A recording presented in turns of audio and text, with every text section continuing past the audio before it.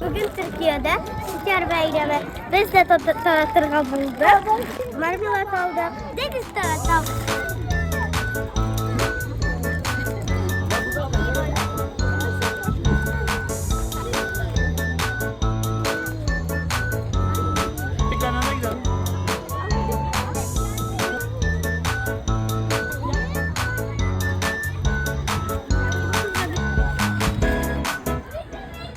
Oturuşadı.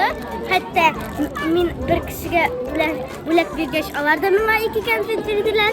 Min bir şat. Çünkü şat bulgaç olmamışlar da burada.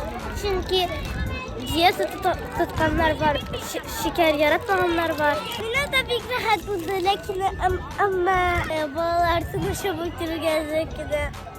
Artık çabuk Şeker bayramı kutlu olsun. Bu sizge.